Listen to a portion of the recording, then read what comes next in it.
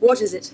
Well, it's called a randomizer, and it's fitted to the guidance systems and operates under a very complex scientific principle called potluck. No, I was thinking about box of delights and that. Yeah, I know we've got only a few left. I can't remember if I inserted Hitchhikers into it, but bit awkward. And I love it. And John's got this podcast called I Don't Do Sci-Fi. Well, they invited me on that to talk about Hitchhikers, so I did that. You're seeing another podcaster behind my back? Oh, it's more sort of in front of your face, really. But yeah, you don't satisfy me anymore orally. I mean, why was I not invited? Look, it's not me, it's you, and we can still be friends. That's nice, isn't it? I work to make this podcast entertaining. I mean, let's be honest, you'd be nothing without me. Now I find you're seeing some other podcaster. Look, I'm polyamorous.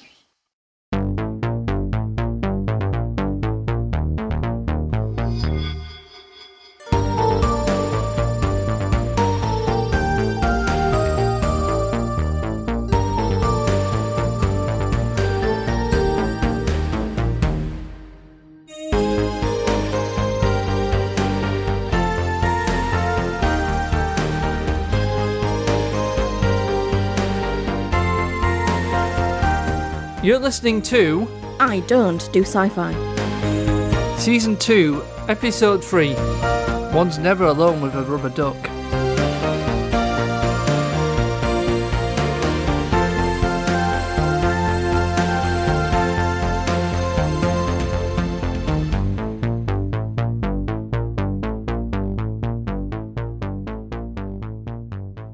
Hello and welcome to I Don't Do Sci-Fi. I'm Rebecca Ray and with me are John Isles. Hello. And Dani Wray. Hi. So before we get into discussing our chosen sci-fi, I want to introduce our guest for this episode, Tim Reid, co-host of the Randomizer podcast. So how are you doing, Tim? I think you ought to know I'm feeling very excited.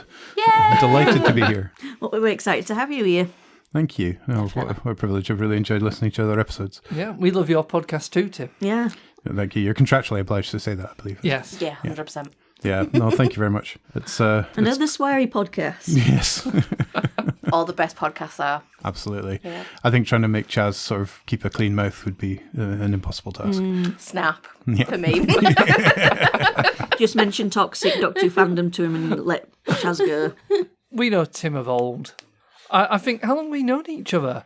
Well, we met online, must have been late 90s? Yahoo chat room. Yeah. Probably about 95 or 96, I'd say. 97, I think. Right, yeah, and then met in person after maybe a year of communities online when you Yeah. invited me down to film Help Wanted, I think it was. Yeah, that was 2001. The 'Cause year we- Douglas Adams died. He died the weekend we were filming 11th of May. really? We I had didn't remember breakfast that. and we were talking about how sad it was that Douglas had passed I away. must have been crying the whole second day. I think you asked me down to help with lighting, so that's what I was doing at the time. That's right, it was a horror film we were And doing. When I arrived, I Or was Ghost Story. handed an AOL CD, told to take the cover and make a dog collar out of it, and I was playing the vicar. Yeah, that's a very convincing dog collar. Yeah, I'd always treasure the fact that it was just like a cardboard CD cover. And then we made Deconstruction sort of, I think it was at the... September Yeah, because it was just after the 9/11. 9/11, and so there we were stomping around the countryside in the dead of night with Cybermen. a couple of blokes in big silver gimp suits and huge space weapons, and the army were on manoeuvres nearby. Yeah, I remember seeing the convoy passing us on that main road. Yeah, it's in one of the shots, actually. Is it? Yeah, you can see, so it looks like sort of UFO lights in the background, so it kind of worked. So I think, the army made a guest appearance. Yeah. Cast of thousands. But yeah, no, very fond of Deconstruction now. I watched it not long ago for some bizarre reason, but it still stands up, I think, Yeah, a lot of people still like it. Yeah. They'll mention it from time to time or just randomly share it on Twitter. It was definitely a labour of love, and learnt so much, mostly from Kevin, in terms of shooting it and editing it. But yeah, no, and you were at my wedding, and I was at your wedding. Yeah. And You got to have a mania kilt at your wedding. yep, yeah. So Tim, can you briefly tell us, for those who don't know, what the Randomizer podcast is? Those lucky people. The Randomizer is a Doctor Who podcast primarily with myself and my best friend Chaz, who we were just always chattering away about Doctor Who and life and everything, appropriately enough, and decided that we would inflict it on the rest of the world by making it a podcast. And I guess the randomizer part is because we sort of randomly select an old episode to watch each week, an old story, and then come back and discuss what we've thought on rewatching it. And the random nature of that makes it kind of fun, and we've had some pleasant surprises. We had a lot of Matt Smith, and we got Time Lash early on, and that was such a delight. Space Pirates. Yeah, Space Pirates. It was sort of like careful what you wish for, because we kept getting new series and wishing for some old. But you kept begging for classic series, and you finally got it. It was Space Pirates. Yeah.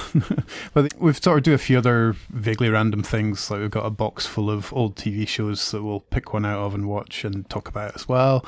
We've had guests, including John here, and Gareth, and a few other people have joined us from time to time. And yeah, generally we just sort of burble on about whatever's happening in the Doctor Who world of now, and then discuss whatever comes to mind. It's the whole thing is that it doesn't have much of a pattern or a plan, and we just ramble on endlessly, much and like go on I'm tangents. doing. Yes.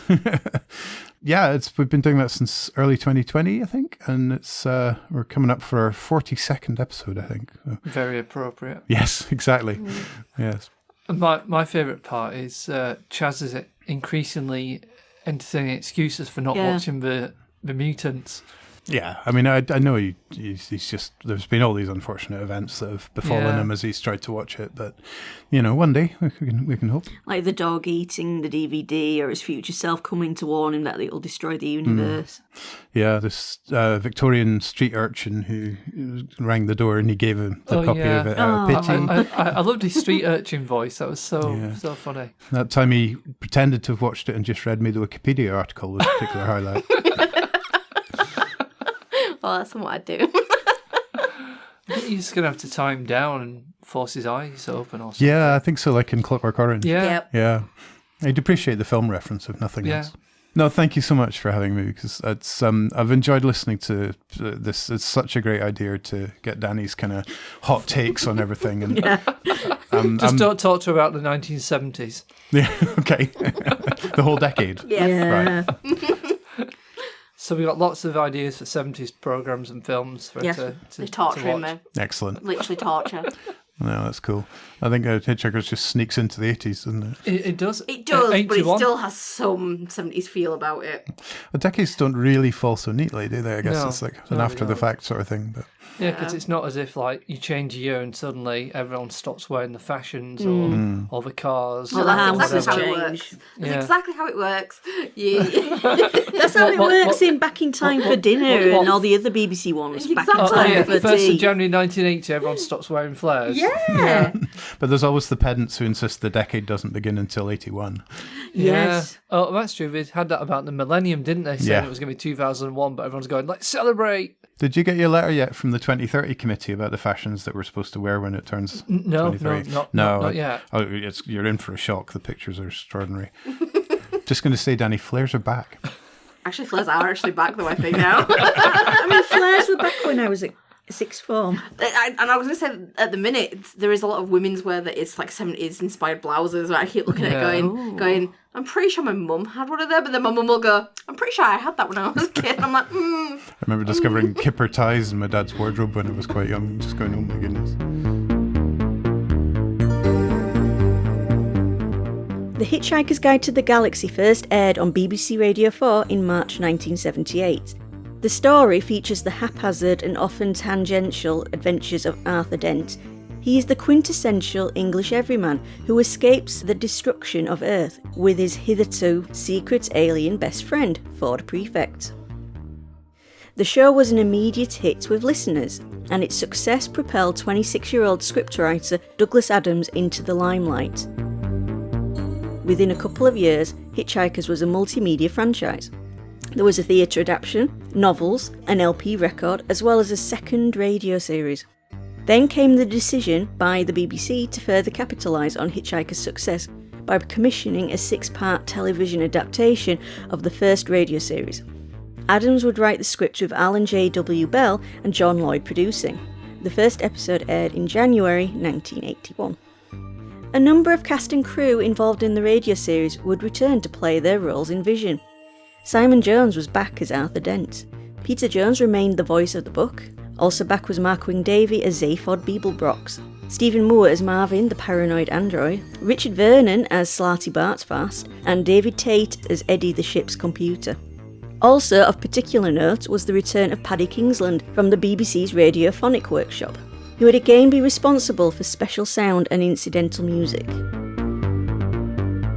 Having to adapt what had been long narration links on radio into a visual medium, the television version required innovative hand-drawn animations in the style of quirky computer graphics. These would be created by Rod Lord, assisted by Kevin Davies.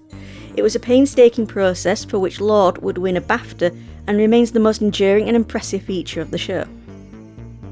The Hitchhiker's Guide to the Galaxy TV series earned a mixed reputation among fans and critics. For some, it is a dull imitation of the radio series compromised by dated production values. For others, it is a flawed but praiseworthy sci-fi masterpiece. For many, especially in the UK, the TV series would have been their first and perhaps only contact with the Hitchhikers franchise. The series won a 1981 Royal Television Society Award for Most Original Programme. Due to rights conflicts, the series took 12 years to be finally released on VHS, bundled with a making-of documentary produced by Kevin Davies, featuring some of the cast members returning to their roles for short segments. A DVD release came in 2005 and a special edition Blu-ray in 2018.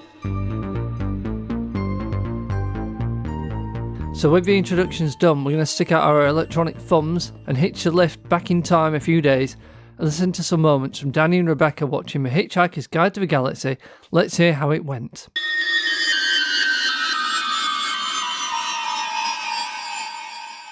So, today we're going to watch The Hitchhiker's Guide to the Galaxy from 1981 by the BBC. What are your expectations, Dan?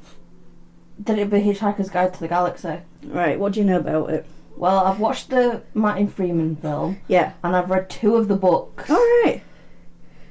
So... The first 2 books? Yeah. Oh, cool. So I know the story. Yeah. Yeah. So what are your expectations? Are you expecting to enjoy this? Not really. Why?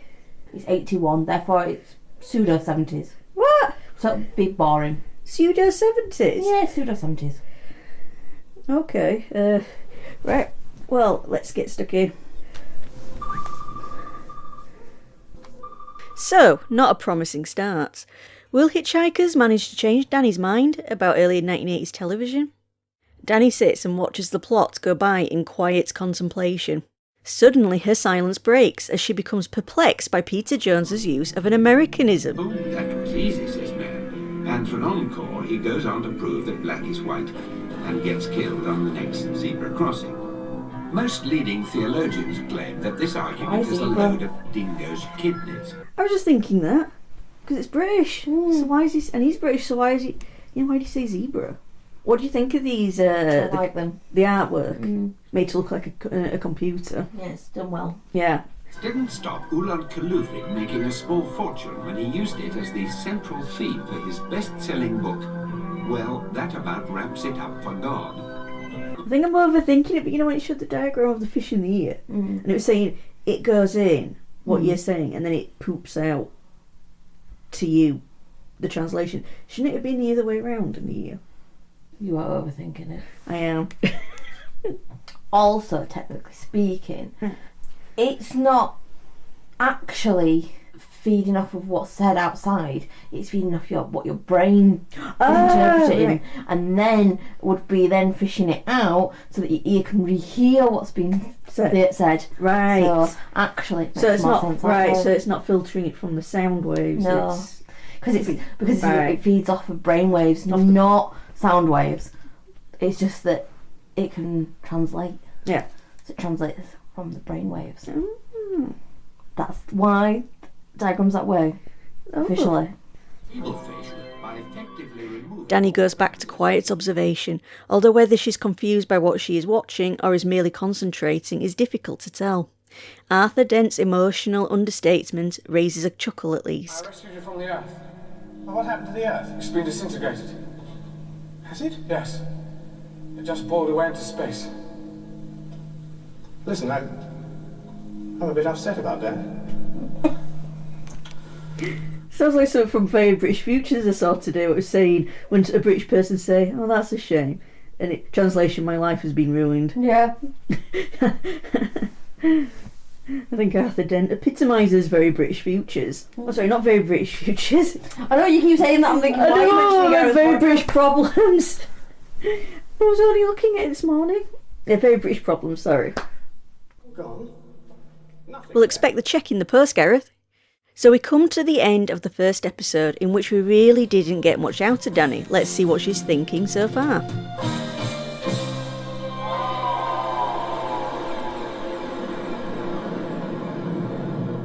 So what you thought so far after one episode? It's very 80s. Very 80s, in what way?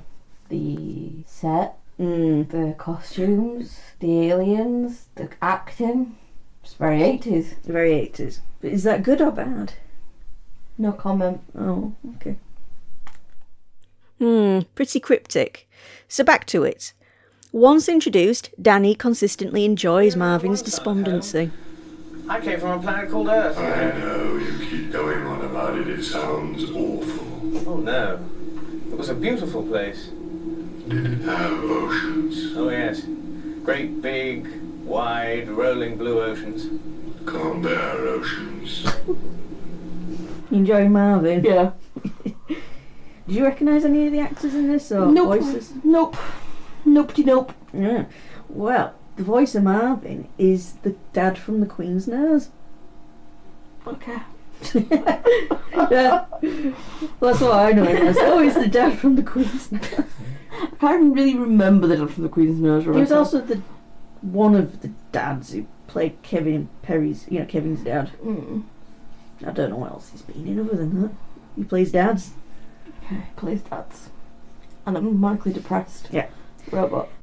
Mark Wing-Davies' performance as Zaphod Beeblebrock seems to remind Dani of one of her favourite young ones. Please enjoy your day on this planet. I can see this relationship is something we're all going to have to work at. Hey, come on, you guys. Let's go. Yeah. Keeps making me think of Nigel Planer. Who does the Beeblebrock? That's fantastic. Desolate Just hole. hey, come on you guys. Yeah, I see what you mean. Just the way he's saying it. Yeah. His outfit looks like it'd be so uncomfortable to wear. Is that just because of the whole prosthetics type stuff, or is it just the outfit in general? I mean, the outfit in general is hideous, but also the prosthetic stuff just seems like it'd be a pain in the ass to wear. Yeah. Dani does seem to have decided upon a favourite character. I like the actor of Ford. Yeah, I do. David Dixon. I've not really seen him in out though. I don't know what he does now. Like, I'm really enjoying his interpretation. Like, in the books, I find Ford really annoying, but I really find him quite engaging in this. Yeah, I love Ford in this. Definitely my favourite. We're halfway through the series and Dani shares her thoughts so far. So Dan, Yes. we're halfway through. How are you finding it? Truer to the book than the film. Yeah. Yeah. Yeah. Because if I vaguely remember, the book came after the radio series or something. I fuck knows how this goes. But the point is, it's meant to be they're all like interlinked in a weird way. Yeah, and they all have differences. Yeah. So.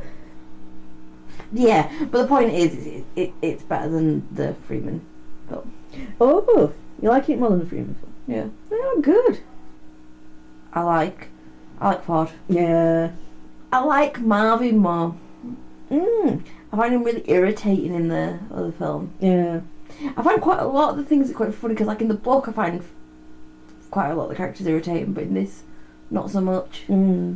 Perhaps it's just how they're acted is better than how you imagine somebody sometimes. Well, some of these actors were in the radio version, so that was the original. Good choices.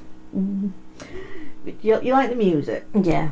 I like the music. And it's the same tune from the radio show. It's a good tune. Whoever decided it made that. It was a good tune. It's good. So you're looking forward to watching the rest? Yes. Yeah. Just another 3 episodes.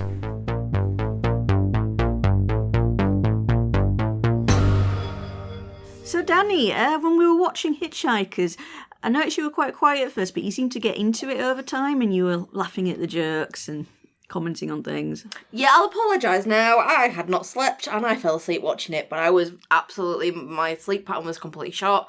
I was really tired, and we got comfy and I got warm and I fell asleep. Yeah, fortunately I paused it and left it for a bit for you to wake up. Yeah. So that's not a reflection on what you thought of it? No, because actually when I went to watch... We both had a terrible night. Yeah, we watched episodes 1 to 3. Yeah. I knew I needed to watch 4 to 6. I actually, yesterday, watched the entire series. I just put it on and watched it. Because I was too asleep in the reactions for it to be worthy of my brain for the first 3 episodes.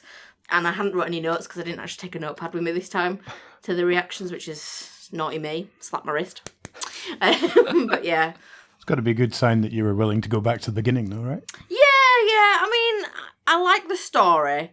I've read 2 of the 5 books, and I've seen the film. So I knew what I was kind of getting into, and I was like, I like that. But I think it is my favourite. I'm going to say it now. It is my favourite version of what I've experienced. Yeah. I'm so happy. Yeah. I'll tell Scar it later. But shh. But one Dani out of 5. Okay, so in honour of having Tim from the randomizer here with us and staying with Hitchhikers' themes of chance and probability, we're going to try something a bit different. To help us select what topics to talk about on this panel, Dani has constructed for us a random probability generator. So Dani, yes, do you want to explain? Yes, so I've made a fortune teller, or Rebecca's going to reel off all the other names they're called, but essentially it's those origami things you did as a kid if you were a girl. Boys probably did them too, but it was mostly girls at my school. I didn't. So for those who didn't encounter them as a kid, it's basically some folded up paper which you move about with your fingers. It's got some colours and numbers on it to help make your choices, and it'll give you a random answer in the end. They're also known as cootie catchers, salt cellars, book catchers, chatterboxes, and in Japan they call them paku-paku. We'll stick a photo on our social media anyway, so you can identify it for yourselves, listener. So anyway, I've coloured it in, and there's 4 colours, so... Tim, as your guest, you may choose your colour first. Awesome. Blue. Blue, so B-L-U-E. You've got 2, 4, 6 or 8? 8. 8. Under number 8 is the drawings and videos from the book. Oh, brilliant. The animated guide. Yeah. Yes. They were often considered to be computer graphics, but of course were not. Yeah. They were, hand animated. Rod Lord, I believe, was the Rod Lord, co-founder of Aardman Films. That's right. Yes, of course. And I think every time I watch the series again, there's always more little detail in those hidden away to discover. And you've got to pause them, haven't you? Yeah, it's like you could almost go frame by frame. And I think I even spotted a new one. I watched the last 2 episodes last night, and I'll try and remember what it was I saw. Oh yes, it was when they're describing human beings at the start of one of the episodes. They've got all the statistics, weight, height, and all of that, and then it just says gullibility rating 9. I'm going to assume that's out of 10. Yeah, I think they're my favourite. But I mean, to be fair, I did write they were CGI effects. I thought they were amazing, and now you've told me that it's not quite that. Yeah. But yeah, I loved it. That's what's like the cherry on top for me. Yeah, everything else. There's some bits about the actual show where some bits it felt a bit dated. Some it felt like of a time period, and I can get over that. But that just felt like it felt modern and really good, and just like it really hooked me in. And I was like, I wish there was more of it. Even though I loved the amount that they were in, I just was like, I want more to know about this book. Yeah. I think it's a good way to get more of the expanded content that wouldn't fit into a TV script onto the screen as well. There's a lot of the kind of the background of the book entries kind of can be squeezed in there, and then of course they have to make up new stuff. There's things like the cave paintings of the 100 armed creatures who believe in the great green Urkel seizure sneezing the universe into being, and then found in a little detail found in a fallout shelter was the other one with the all the versions of 42 in binary and dots and so on. It's just the film inserts, those aren't even animations, they're filmed bits, but that combination of specially shot scenes outside the main narrative and the animations just widen the universe so much in it, I think. I like them, like when you get to see things like the Pan-Galactic Gargle Blaster bit when you see the couple drinking and it just looks so... It just looks fantastic. Oh yeah, and it's telling you things like prices and stuff as well at the side. There's just so much going on the screen. Yeah, it really brings you in, I think. You know, Douglas Adams says in an interview that it was natural to have a narrator for the radio, and it just felt like just carry on when he wrote the TV version because it just felt like a part of Hitchhikers. Well, he didn't need it. He said in the making of that, if it had been the TV version that had been made first, not the radio, there wouldn't have been a narrator at all. What I was going to say is as well with the narrator, with it being a TV series, and I know it was like a radio show before, but it kind of takes it almost back to it being, you know, a telly play. I like the fact that in a play you would sometimes have, you have narrators in that, and I like that aspect. It's like you've got somebody else, like separate, kind of being like all-knowing, knows more about the story. It's going to give you a little bit of information. And the guide's a character. Yeah. Without being a character. I mean, I think it takes it back to something else. I really like it's a show, and it's a modern show called Jane the Virgin, which is about like telenovelas and things like that. But I love how the entirety of the series it's narrated by this man. You never know who he is till the very end. Spoilers. It turns out it's his son. And it's meant to be that he's doing it when he's older. Yeah. But it's about her, like essentially him being conceived onwards, and it's about like her life. It's great. It's really good. There's something about that genre of unreliable narrators, but the book in Hitchhikers is unreliable in an entirely different way. Yeah, and I love it. I just really like that. Yeah, because the guide isn't complete, as Ford says. Yeah, it's only just struck me as well, sorry, that Peter Jones's narrator voice is actually outside of the guide, because it's talking about the guide. Oh yeah, like more popular than the Celestial, whatever. And even later on, it's like, you know, the later and wilier editors did this and that. So it's not always guide entries. It's a kind of a layer above. Yeah, it's almost like someone celestial above being like, and this is about the guide. I like that. Yeah, he's a good voice, Peter Jones. I've just decided we're going to forget that flat because we've just heard so much about his voice. Okay. Fine, but I can't remember which one I put him under. It's integral. I have truly infected you all with the randomizer ethos here. It's like wander all over the topics and any plan goes out the window. So like snooker being in black and white, we've got green, orange, blue and red. And the green's the one behind the orange, right? Yeah, that's right. For viewers in black and white. So, listeners in black and white. Hey, right, another colour then, somebody, anyone. What did you choose? Orange. I did red last time. Yeah, right. O-R-A-N-G-E. Oh, it's the same numbers again. Let me just... All right, go on. I did blue. Right, you did do blue. It's because I've got two. There's two. I made it on purpose. That two of them will be even numbered words, and two odd numbered words, so that you'd get a chance of having the numbers coming up. Right. I put thought into it for the randomness. Good. Anyway, 1, 7, 3 or 5. 7. 7. Well, guess what? 7's the book's voice, so we're all good. Oh, right. Okay, 1 then. Turns out you're just a prophet, John. Well, what can I say? So, number 1, we've got Arthur Dent.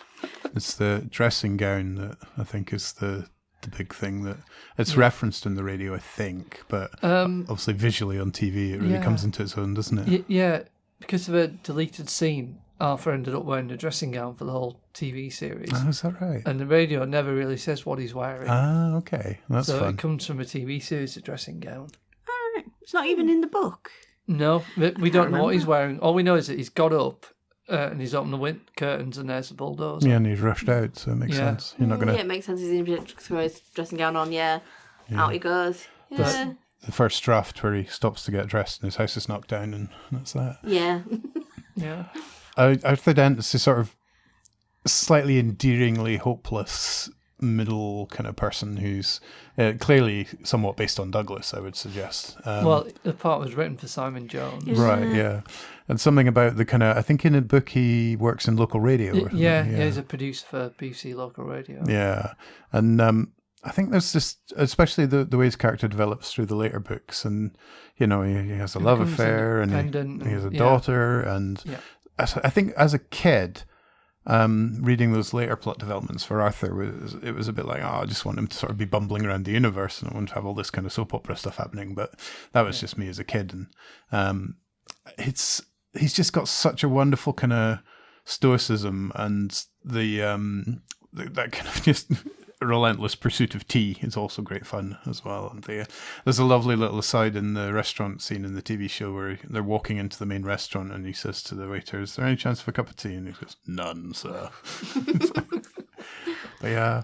I said to Dan when we were doing the reaction saying he's basically the Very British Problems account, isn't he? Yes. The kind of things they say on there is just what Arthur would say. Yeah. Yeah, I like that he's almost like a generic, like you say, middle management, middle-y, just middle everything, averagey British bloke. I like the bit where Ford thinks about why humans always have to state the obvious. Yes. And you're right, that is a very British thing, isn't it? "Oh dear, you've fallen down a well. Are you you okay?" all right? You know, and it's like, their brains would seize up or whatever if they don't. There's something about I think Martin Freeman in the film captures it very nicely, that kind of everyman kind of feeling, and the not too glamorous, not too movie star, but still kind of fantastic sort of everyday bloke who you sort of recognise, and it's like the plot's happening to him all the time, which is kind of quite fun. He's sort of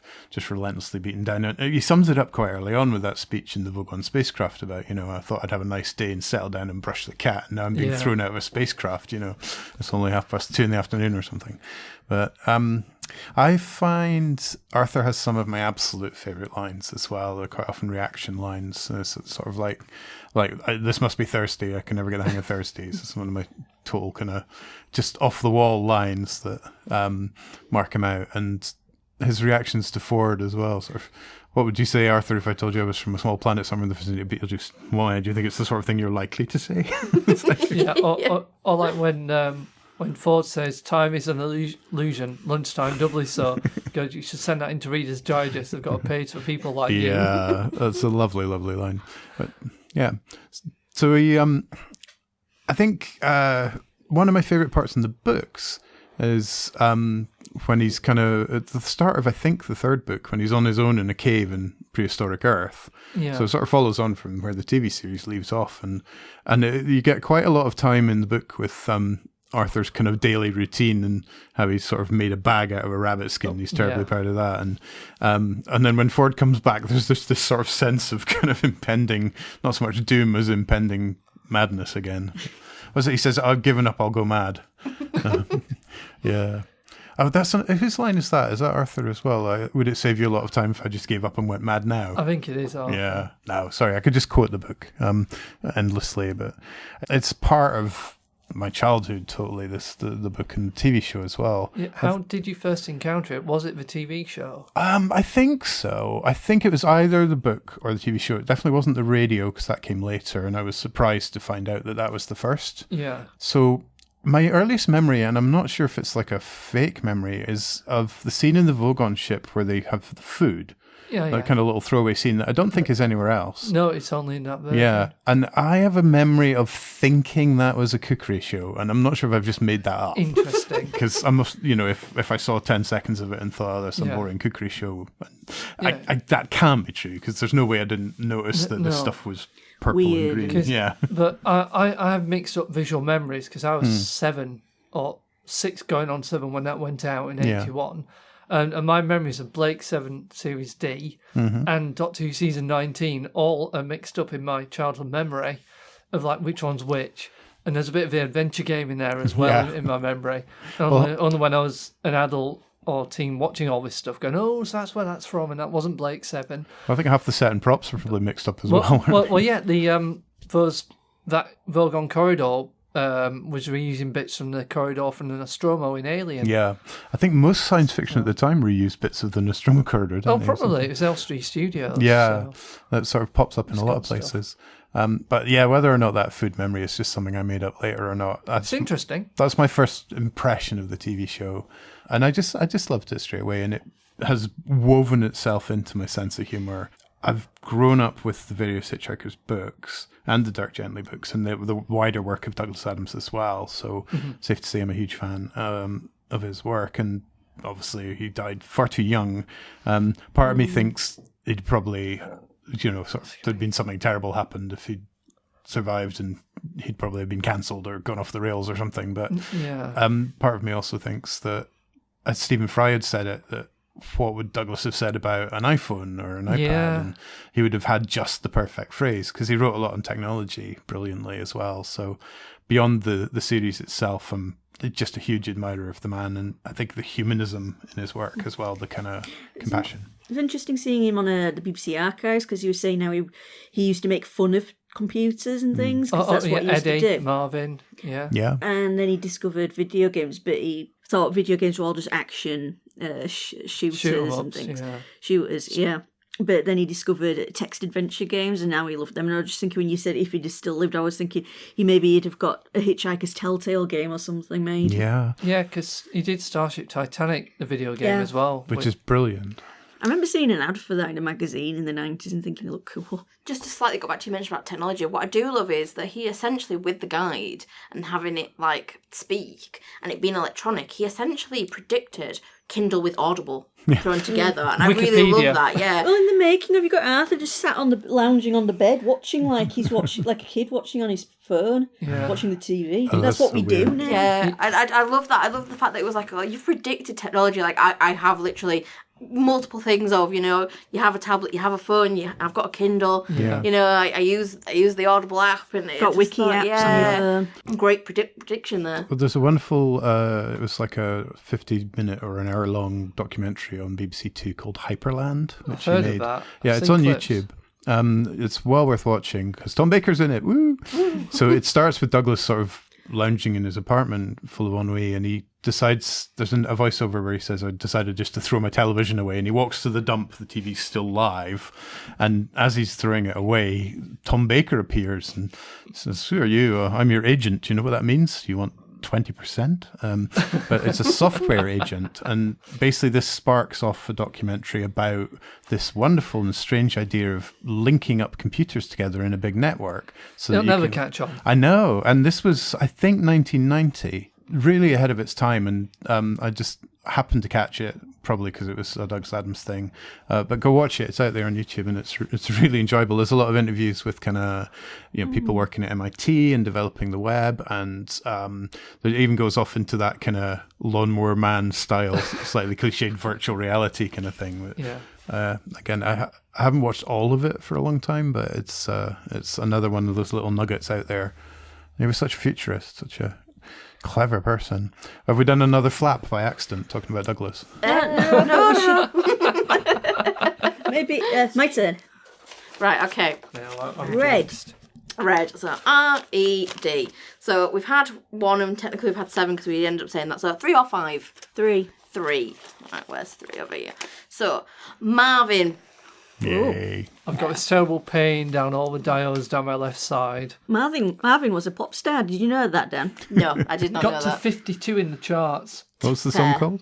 It was 2, wasn't it? There was Marvin. The second one's called Double B-Side, that had Reasons to Be Miserable. Yeah, Reasons to Be Miserable. And I can't remember what the other one's called. Right. But the first one was just called Marvin, and it's just him talking about his life.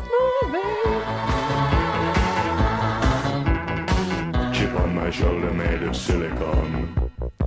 My printed circuits like a lexicon. 10 billion logic functions, maybe more.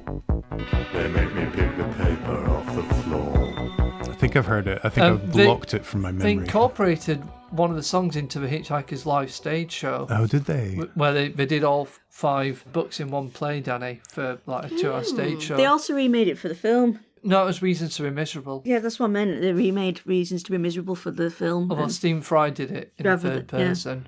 He has a song in the 3rd book and associated radio series called How I Hate the Night. It's his lullaby, isn't it? Yeah, I love that. But Stephen Moore was just brilliant as Marvin. And I can't remember, was he still alive when we did the movie? Stephen Moore only died about a year or 2 ago, John. Yeah, so they shunned Stephen Moore. I mean, it's understandable. It always happens with movies. But for me, it's the definitive voice. He never looks like Marvin when I see him in other things. No, like, I mean, it's not so metallic, of course. Like the dad in the Kevin the He's always, teenager. to me, he's always, to people my age, he's the dad from The Queen's Nose.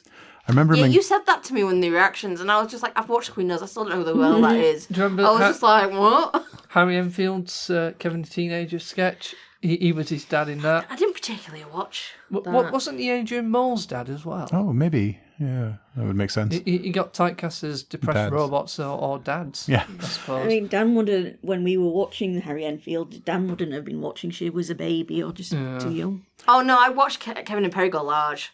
Yeah, the film. Yeah. They'd recast the dad a couple of times. Yeah, Because he's in the film. there's at least 3 different actors who play Kevin's dad. Yeah, but the thing is, I don't remember that being on in the house that often though. Like, it wasn't something, I think because Mum didn't particularly care for it, so it wasn't on as much. You might have watched it separately because you always were separate to us anyway when I was growing up watching things. What do you think of Marvin's design in the TV series?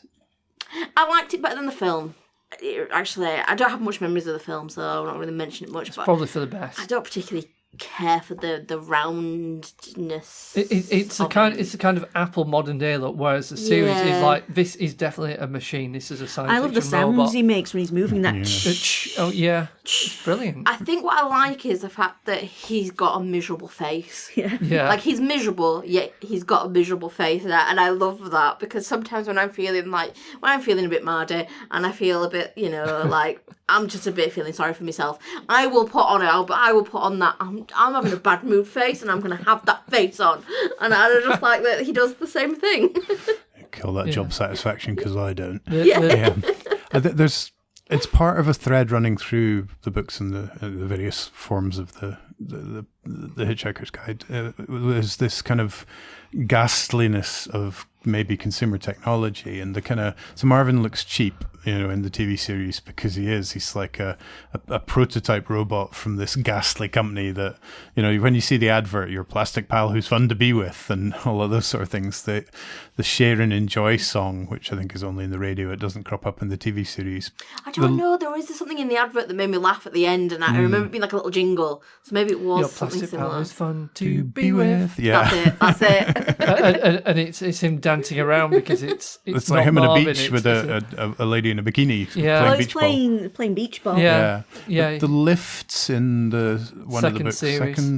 the second series of the radio. So that the lifts have all these personalities, but they're afraid because as they go up, they can tell the future, so they only want to go down or something like that. They know the building's going to be attacked. Yeah, and Marvin manages to enrage one of the killer robots that he's been sent to defend them. So there's a lot of very clever writing around Marvin in terms of right up to the kind of car park scene in the restaurant at the end of the universe, where it's like, would you like me to stick my head in a bucket of water? I've got one ready.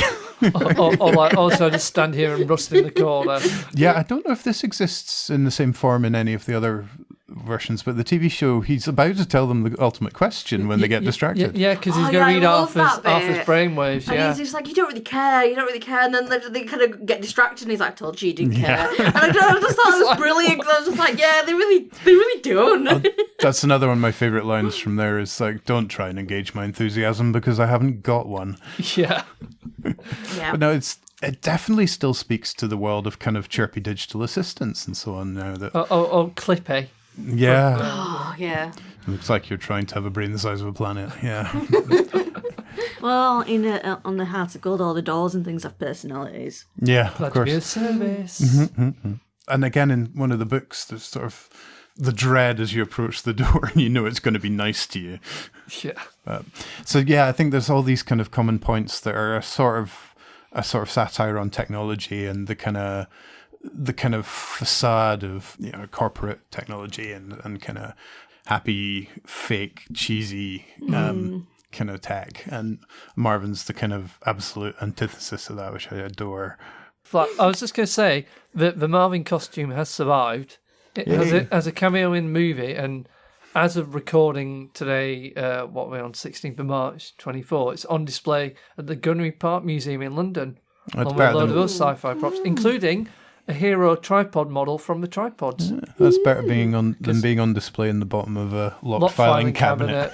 in the toilet with a... Stuck in a disused lavatory with a sign on the door saying beware of the leopard. Yeah, and the light bulb's gone as well. And so the stairs. Right, so yeah, we'll do another one. We'll do another flap. Right, any colour. We haven't done green. We haven't done green, so... Yeah. Right, so we've got 2, 6, 4 and 8, but we did do one of them. We did 8. So 2, 6 and 4. 6. So in 6 we've got, I'm going to say it wrong, but Zaphoid Beeblebrox. Zaphod. Zaphod, there we go. I knew I said I was going to say it wrong. He's just this guy, you know. So in the early episodes of the Randomizer, we were visited by the illustrious Dr. Schultz, who, no matter what you asked her, would always reply with the phrase, "Well, this is completely implausible," which is a direct riff on, "Well, Zaphod's just this guy, you know." Something about the kind of rhythm of that inspired that quote from Dr. Schultz. Who is Dr. Schultz? My girlfriend. You heard it here first, folks. And genuinely a doctor as well, so it's like... And generally German. Yes. The kind of Zaphod character, obviously it's a throwaway line about 2 heads and 3 arms in the books, which then caused immense trouble. Well, radio, Radio it was designed for the radio. Yes, of course. A throwaway line on the radio causes immense problems for the TV show. So. Like, how do we do this now? Yeah, we convinced with our efforts to do Zaphod's second head. Yeah, I mean, don't get me wrong, you could tell, but I thought it was, for 81, I thought it was fairly good, do you know what I mean, like animatronics, I was like, it did have movement, and there was, there's... Limited. Yeah, but I like the fact that he was like, and at the very beginning kind of gave it that characteristic, go back to sleep. Yeah. It was like that thing of, you're not Clever. really painting, this one just doesn't really do anything. Yeah. It's like Nissa and Kinder. Yeah. Yeah, that head cost more than Mark Wing Davey was paid to do the series. I think the only sort of major problem with it is it doesn't quite sit at the right angle. No, that was always the thing. It's kind of strapped to his shoulder. Well, he said it weighed... What did he say it weighed like? It was like carrying 2 bags of cement. I think so, something like that. Or was it 6 bags of sugar? It's something like that. 6 bags of sugar sounds familiar. But, yeah, stupidly heavy. You can tell that somebody in the visual effects department got excited and, bless them, did their best. So it's like... Exactly. But I sort of look past it now. I think it can be one of those kind of wobbly scenery kind of things that you just don't care about ultimately. But I think having him, the second head, fall asleep very early on was a good way of getting around inevitable problems with it not working, because I was saying on the making of that, if he was moving around too quickly, the gears in it would break. And they keep saying to Mark Wing David, slow down and stuff, and it must have been so frustrating for him as an actor, being told, no, you got to not do what you're doing. And it couldn't sit properly either. Certainly much prefer it to the solution in the movie, which was just I didn't like that. It's under his neck, isn't it? It's his like head a sort of flippy flipped. So thing. kind of lifts his head up and it's... It's like, you remember that old toothpaste advert? A flip-top head. Oh, yes. Yeah. That's what it reminded me of. Yeah, definitely. But apparently that film version was Douglas's idea. Right. Because he obviously realised you can't do a convincing 2 heads. So maybe that was his solution. Yeah, I would have even pushed the graphics and budget for that era. But I don't know. I think I wasn't a big fan of Zaphod the actor. Was it Sam Rockwell? Him and Ford just left me very cold in the film. Whereas I thought Arthur and Trillian were both great. I'm going to say the same thing. So I remember watching the film and thinking... his character irritated me. Reading the book, his character irritated the living daylights out of me. Like, I remember, like, whenever he appeared, like, I would literally go, for fuck's sake, and I'd put it back down, and I'd be like, I've got to get muster, like, energy to read these next bits, and I remember it being a really difficult read. But actually watching this out, I liked the character. I was just like, it just goes to show sometimes what getting the right actor for a job just goes, you know what I mean? Because I was like, I actually like this character. I like how he is. I like his like when he was watching the news bit about him like stealing something and then Trillian turns it off and he's like, oh, watch it. I like that kind of character that he's so self-involved. I just love it. But everywhere else I was just like, oh, fuck off. Choosing where to sit, like which seat would be best to appear, which is the most nonchalant. Again, like Arthur, that part was written for Mark Wing Davey. And Douglas Adams kind of had to push to get as many of his radio cast into the TV version. And he won the battle for Arthur and Zaphod. I mean, the TV cast is still brilliant. It's a different incarnation.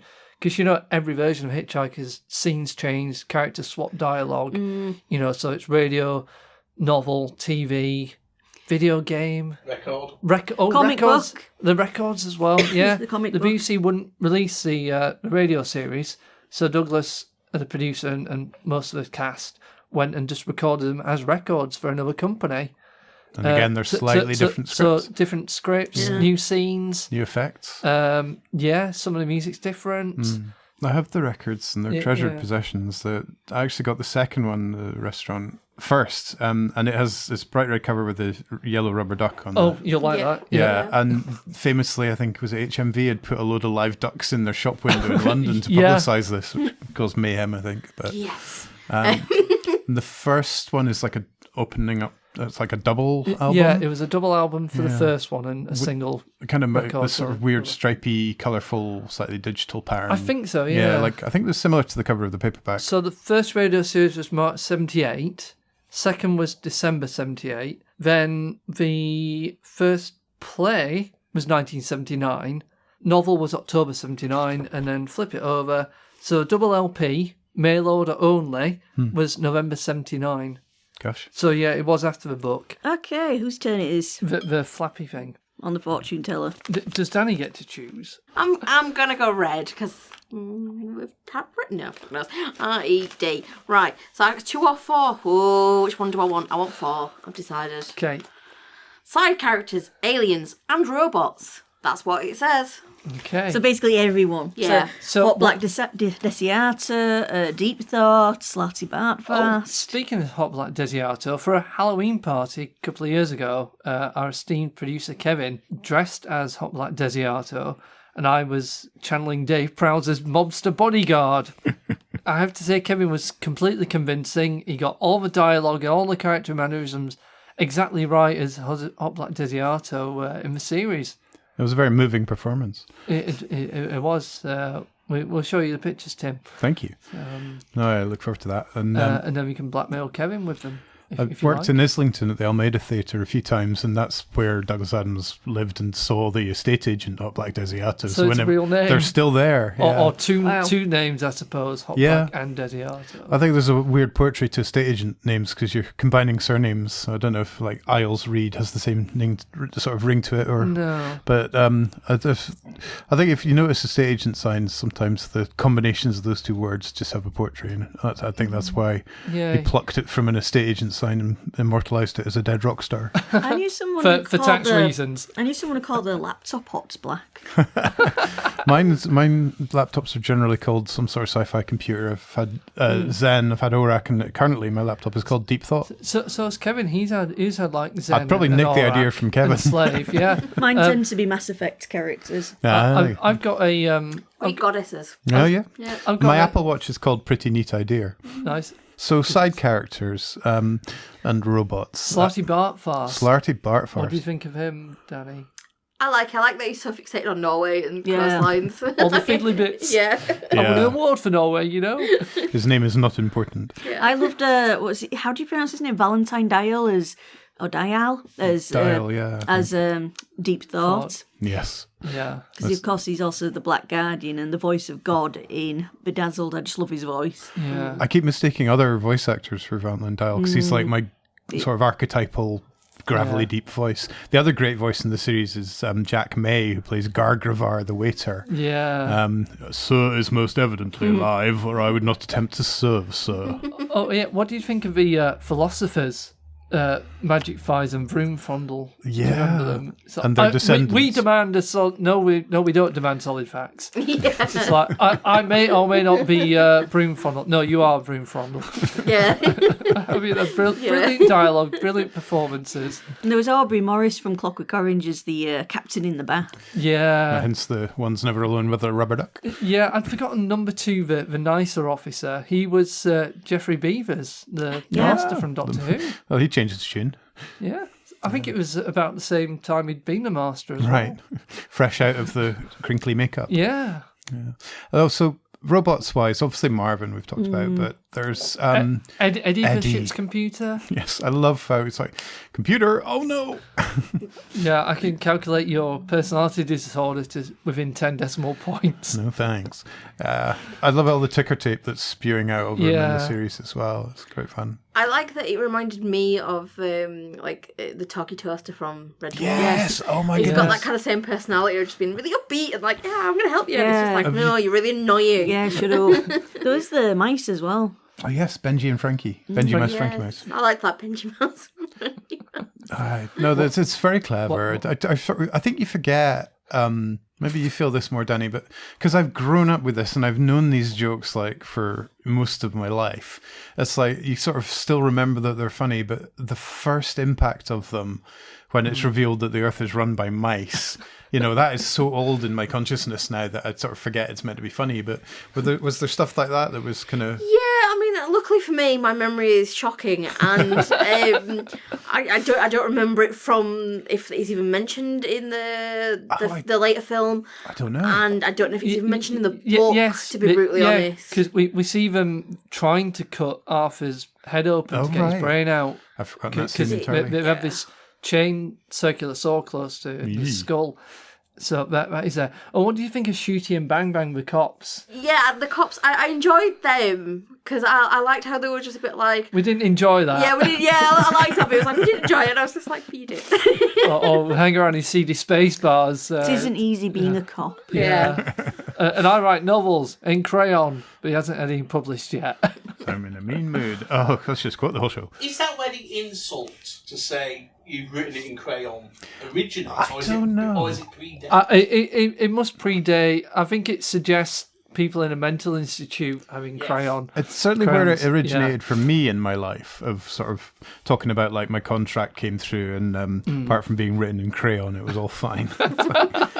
It's things like that. But no, that's what I mean about it just percolating through my whole life, my whole way of looking at the world. It's like that kind of obliqueness and kind of wry but fond little sort of look at some of the stupidities of life is just, I don't know, I think it sort of gives you hope, doesn't it? It's like... I know, going back to that thing about Brits especially pointing out the obvious. Yeah. Every time I do that in real life, I think, oh no, I've turned into Arthur Dent. And it's, but that's a good voice. True, that's a good inner voice you've been given then. It's like a reality check. I'm aware of it, but I still do it. I like the fact that at times things are so sarcastic, so sarky, because I'm a very sarcastic person. So I love sometimes some of the things and you just think, oh God, I'd say that. Like, I know I'd say that. So if we'd had which Hitchhikers character are you website, where would we land? Do you think you're Arthur? I think I'm Arthur. I think I'm in danger of being Marvin sometimes. How about you, Dani? Are you more Zaphod? Or? She hates Zaphod. Well, no, I like him now. Just tell her. I like him in the TV show.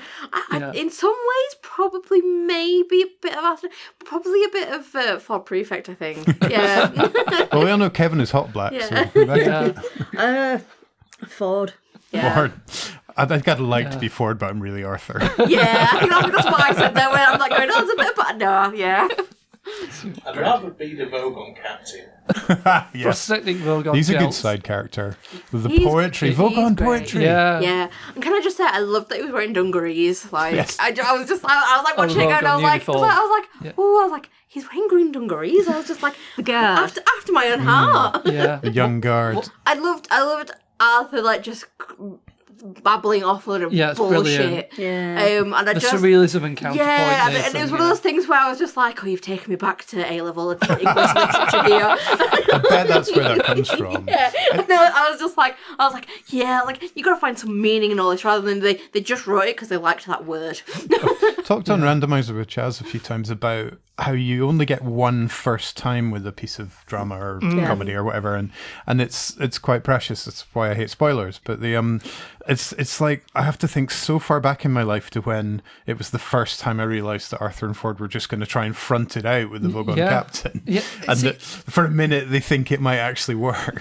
Arthur's proactive in that. Yeah. That's the first time we see him being proactive. He steps up. And he isn't this bumbling idiot, and I think we forget that. Maybe that's his Ford radio. was confused because he's like, what? Yeah. And Ford realises, and you're right, Ford goes along It's with his radio it. producer training, I reckon. I mean, is it just the life thing that you just seem to learn how to blag it eventually? Yeah. Like it fake it till you make it kind of thing. And We're saying Arthur's the first reality star. Yeah.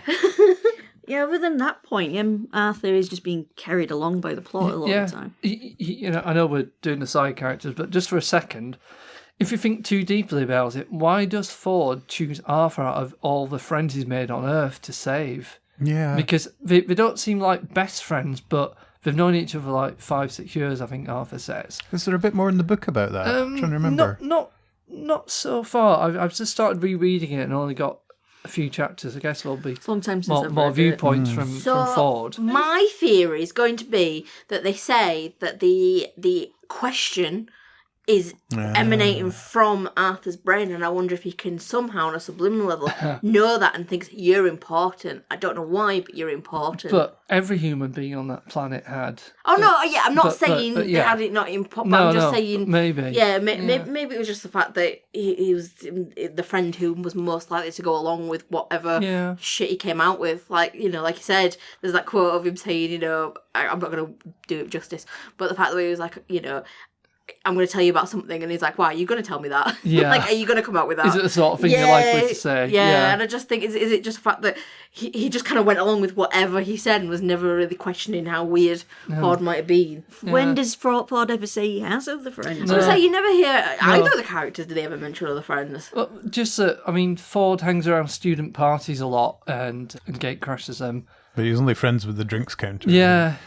Okay, what other robots Well, have we got? didn't the improbability stuff say it was all connected by the phone numbers? Oh, yeah, an Islington flat where there was a party.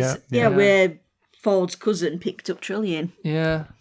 So, anyway, more flappy things. I'm going to choose a colour. Okay, right, let me get it ready. Orange. Okay, There's only 5 on this one left. So you got a choice. So you got a choice of 5 or 5. Think carefully. 5? Good choice. Oh, our favourite character, Ford Prefect. Yay! Well, we were there, weren't we? It's I think we're all of an age where we've had to have the joke explained of his name. Because, even as a kid, it was like an old car. I've never seen one in real life or heard of them until I read about Hitchhikers. Isn't that Mr. Weasley's car? No, he's got a Ford Anglia. Which apparently JK and her friends... Yeah, that's what I was referencing. You mean Ford Prefect is a car as well? Ford Prefect is a make and model. Yeah. Which I already 50s, I imagine? Yeah, I already knew that, but that might be because I grew up being a little car girl with my dad, and I liked racing and driving and racing games, and I just like cars. No, I'm not knowledgeable now. As I've said before, I like the F1. That's something I do enjoy watching. But I did know about Ford Prefect. So for me, I always got the joke. Like I never had that one explained to me. I was like, well, again, the extra detail in the animations in the TV series help you with that because it has a list of Ford cars. I would say the equivalent for our generation, certainly me and Tim, would be probably Ford Cortina or Ford Granada. Because it's an old car that you recognise from your childhood. When they remake it before next you were born. Our parents' first car, Ford Fiesta. Yeah. Yeah, it'd be something like that. And a Fiesta now that they've discontinued Fiestas would also be something for the current generation. Exactly. They'll do another glamorous American remake and it'll be called Renault Megane or something. Well, they kept the name Ford Prefect for the movie, didn't Quite they? right, Just because too. the character's established with that name. Yeah. It's sort of outgrown the joke in a funny way, but yeah.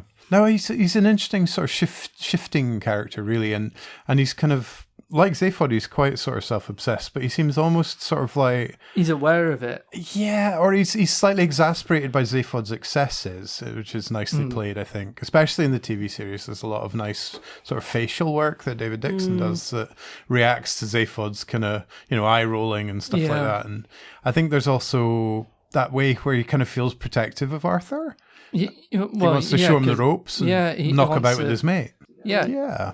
And when they want to cut open Arthur's brain, and Zaphod's like, yeah, go on, and Ford's like, no. Yeah, he's the one who sort of says, well, hang on. Yeah. He truly cares for him. Yeah. I did like Zaphod's reaction when they're like, no, we could just get a simple computer. All it has to do is say Watson and where can I find some tea? Yeah. And Arthur goes, Watson. He's like, see, there you go. Yeah. Brilliant. No, I think he's definitely a little more conscientious than Zaphod, but and it also feels like he's got a little bit of a kind of hero worship of Zaphod going on.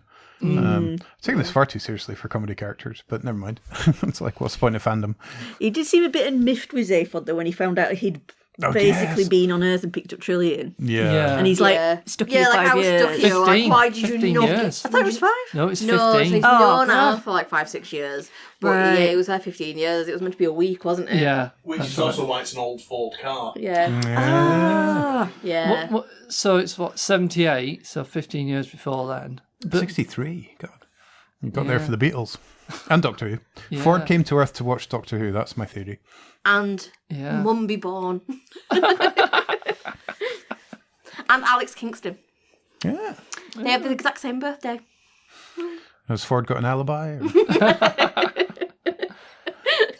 Around the same time as Hitchhikers TV and the radio, actually. I think it was a radio, wasn't it? Douglas Adams, looking for more work, sent the radio script to the BBC, and he ended up being offered a Doctor Who story to write. And writing the rest of the radio series at the same time. So it all came at once, all the buses came at once. And then the year after, he became Doctor Who script editor for a season. And so he wrote 2 stories, one under a pseudonym, one as himself. And they animated it because they never finished the story due to a BBC electrician strike. And it was a Tom Baker one. But anyway, for the audio, there's a scene with a car. Main baddie steals a car, and it's a Ford Prefect in the animation. Nice. Yeah, so Ulam Khalufid's books cameo in a Tom Baker Doctor Who story. The Doctor's trapped under some rubble, and he pulls out a new Khalufid Origins of the Universe to read to pass the time. After, obviously, years of struggling, then Hitchhikers became a success, and Doctor Who came along. So suddenly Adams was completely overwhelmed. Yeah, he became a millionaire from selling that first novel. Brilliant. But there's stories of him finishing episodes of the Hitchhikers radio series and them having to be couriered on a motorbike over to the BBC to be recorded that day, sort of thing. I think it was the tape of the final episode of the radio series. Something like that, yeah. Because he had his typewriter in the radio studio, and as scenes and pages were written, they'd record them. So yeah, there's only one left. I can try and eventually manipulate it. Yeah, so let's we get the manipulate right it. one. Come on. Okay, we're gonna manipulate it. Okay, so because they'll not be able to tell on radio. No, not at all. So I'll get a photo of you doing it. Okay, so choose a colour, somebody. Blue. So let me make sure I've done this right. BLUE. Oh look, there's a number 2 left. 2. Wow. And it's Trillian. Hey. Adams himself has said he didn't write female characters very well, especially in his early days. She was left out of the second radio series because he couldn't think of anything for her to do, which is shocking. And I got to say that of the characters on the TV series, I think that's my least favourite, partly because of Sandra Dickinson, to be fair. She's not a performer I've ever found particularly kind of enjoyable to watch. Man for MLA. Yeah, well, that's so kind of over the top. It sort of went full circle and became great fun, that episode of The Tomorrow People. But yeah, and I just think it's like they don't know what to do even in there. It's like she's supposed to be an astrophysicist, and she does get some brilliant lines. Yeah.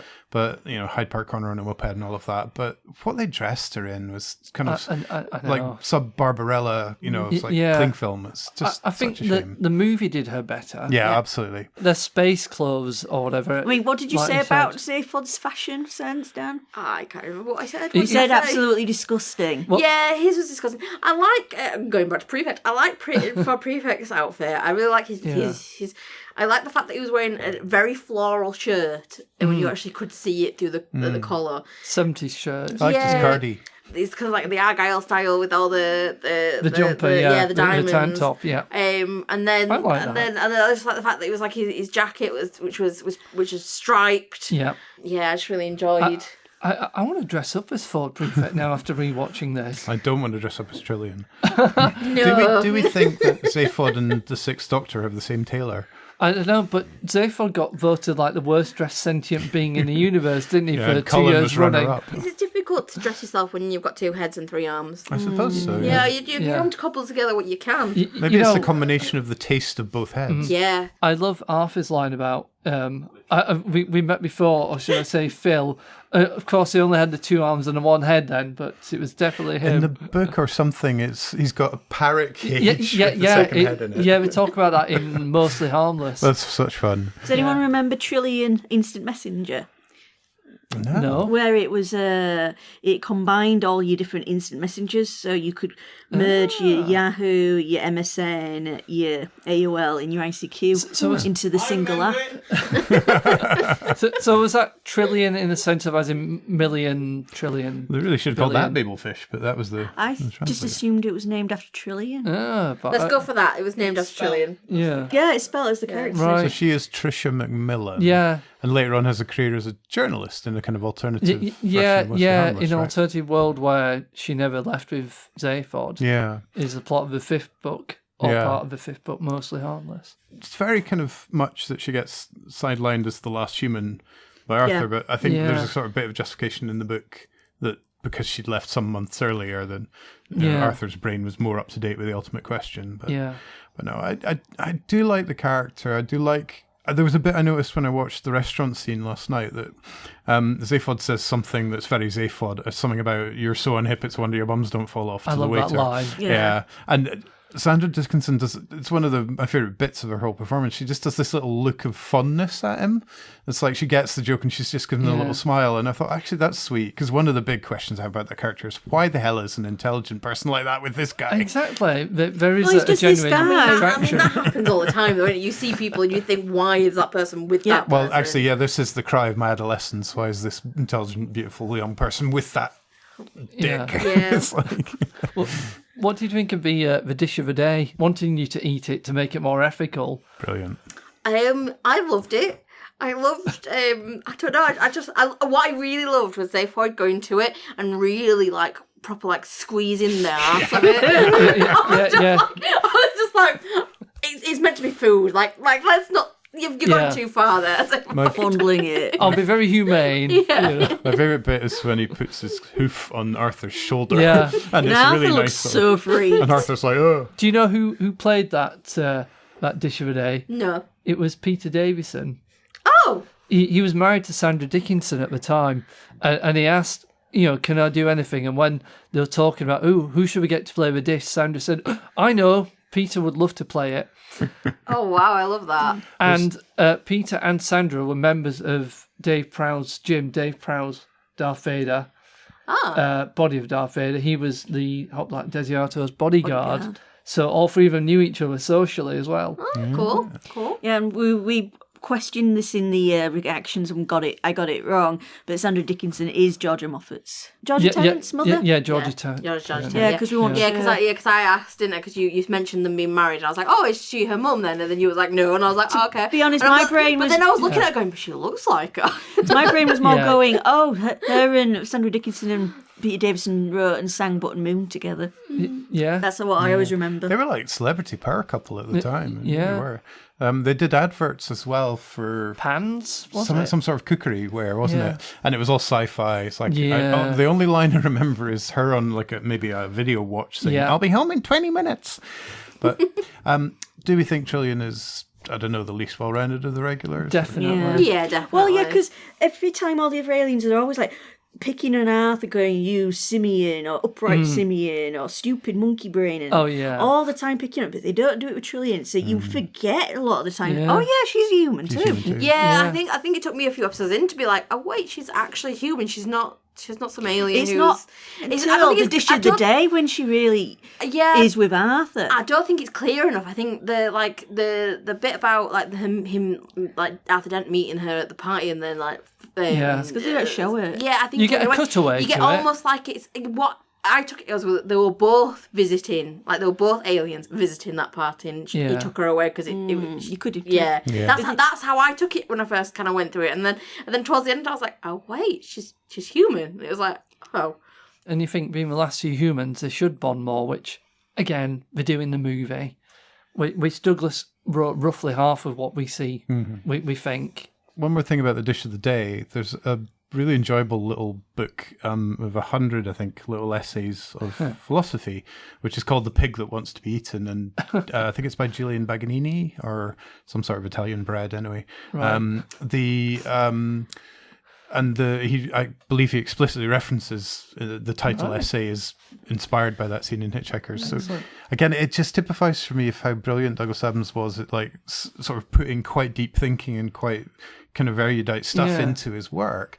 So you've got all that stuff about infinite improbability is a kind of gloriously perverse bit of logic that, if something's finitely improbable or virtually impossible, it must be finitely improbable. And I just, there's such learning and care and a kind of polymaths love of knowledge behind all of that. The other thing I would recommend if people have never heard it, as well as Hyperland, is there's a speech that Douglas Adams gave called "Is There an Artificial God?" And he improvised this speech, gave it off the cuff at a meeting of kind of scientists and, very clever people. And he gave it as an after-dinner speech, and it's up there on the web. And it's just an absolutely beautiful and very humanistic kind of discussion of how our brains work, and kind of, a lot of it just rambles around various topics. So, I can relate. But it's one of my absolute favorite pieces of his work. And he just came up with this after some dinner somewhere. But luckily somebody audio recorded it, and so there's a transcription online. I think you can actually get the audio itself as well. I've written that down. I think the website is called, or the thing he was at was called Digital Biota. Okay. But Is There an Artificial God? Douglas Adams should get you. I'll try that. Just speaking of a plot, so it starts with Arthur's house being demolished for a bypass, then the Earth being demolished for a bypass. Mm-hmm. So it is that very British Bronze thing. But then it suddenly becomes this thing about finding the answer to life, the universe, and everything. Did you think, oh, we've gone from this quirky hitchhiking thing to like this world life-changing quest, and it's a comedy? No. So okay. For me, I don't think what is it about? I think the premise. Yeah, I don't think for me. I thought the premise was Arthur's going to get his house demolished. Now it's the Earth demolished. What's going to happen with that? I don't think that was that. My brain went, that's the main plot. I thought that was just the opening hook. Yeah. Essentially. Yeah. I like I don't know what the word is. It's not irony, but I love the fact that it's just exact same. It doesn't matter where you are in the universe, but bureaucracy is bureaucracy, and it's a pain in the fucking ass. Yeah. It was something where it was like a tangent, and then went for a tangent and another tangent, and I liked that kind of almost like that flow of consciousness, almost like it was. Yeah, because something happened, so then they reacted to what happened, and then that caused their next issue. Yeah, and then that caused their next issue. It was like that domino effect. Yeah, because after the hitchhiking, the next thing's the probability stuff. Mm-hmm. Yeah. And then world building before we get to finding about the Earth and Magrathea and the Earth. And then it's always slightly shocking to me that the last episode's kind of this prehistoric Earth, and partly I think it's the green of it. It's like we've had all these spaceships and restaurants and stuff, play pits, and very dark, dingy kind of sets, and now it's really bright and airy and What did you make of the whale and the bowl of petunias? Yeah. I think it's one of those ones that I knew the joke for so many years, even prior to the film or the book or anything like that. That I was just a bit like, if you experience the first time, it'd be funny. Absolutely. But it wasn't my first time experience, so it was just like, it is what it is. Yeah, it was Bill Bailey in the film. Oh, so it was. Was it the third book where we find out why the bowl of petunias says... yes. Oh, no, not again. It's brilliant, but I won't spoil it. Oh, don't, because it is brilliant, though. Again, it's like one of those... I want to know. I don't want to know. Read Life, the Universe and everything. Well, no. What I'll say is, when the podcast is finished recording, John and Tim can tell me separately when Rebecca's not here. Okay, we will. If we want to leave this room alive. Yeah. Yeah. Although Rebecca should know, because we went to see Hitchhikers live, which condensed all 5 books into... And what year was that, John? 2012. It was more than 6 months ago. So. 2012, wasn't it? So we've all slept since. Oh, okay. Yeah, I can't remember every exact joke from that. No, it was a great show. Wasn't it Johnny Vegas playing Dish of the Day? It was Johnny Vegas. They changed different venues. So we had John Culshaw as the guide on the book. That's cool. And Johnny Vegas as Dish of the Day. They were both brilliant. Culshaw, of course, was Tom Baker for a couple of occasions, and Sir Patrick Moore.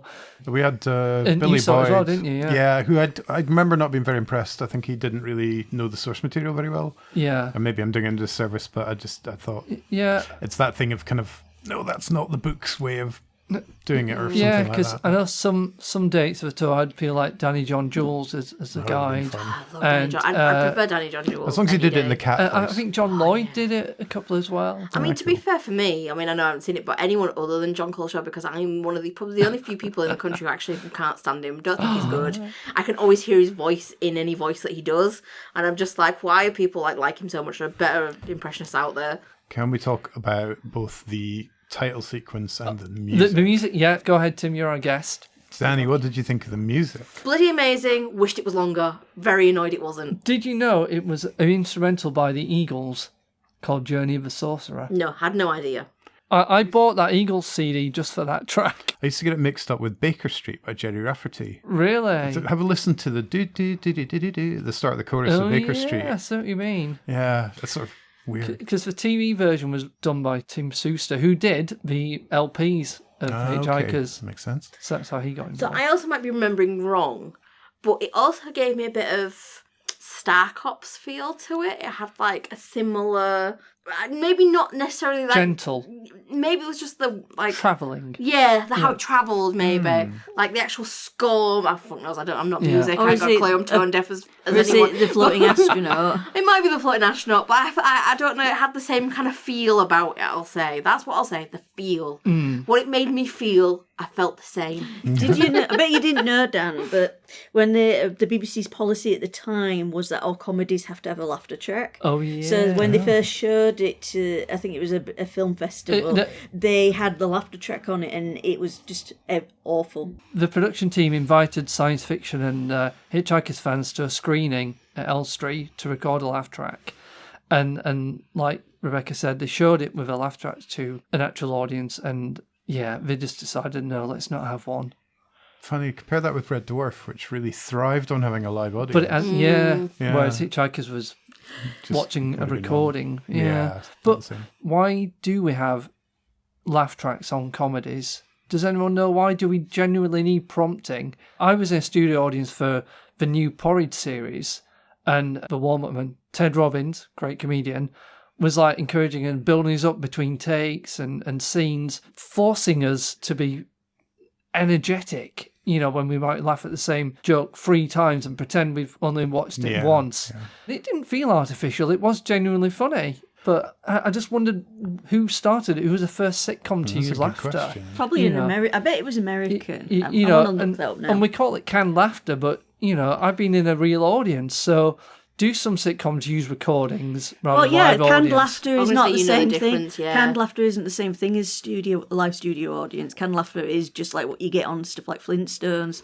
Yeah, well, that's true. An audience wasn't watching the Flintstones, I'd say it's like a theatrical thing, or it maybe comes out of that tradition. That's what I'm saying. You laugh at the music hall, the variety hall, or whatever, don't you? Yeah. With it. Also, I guess you've got performance styles, because look at early Doctor Who and how live that was done, as if theatre and so on, and without the laugh track. Well, apart from the Mythmakers, but no, again, that style of performance TV only sort of gradually and lumpily found its kind of its own mode of acting performance, and I think in the comedy situation, there's definitely that need for response from a live audience. Because the radio series of Hitchhikers doesn't have a laugh track either. No. They argued for not having one. No, and I think there's obviously a case to be made in many cases, but when you're sort of off in weird and strange worlds, and when it's all quite kind of heightened and genre like that, then that's a bit different from something a bit more kitchen sink, maybe.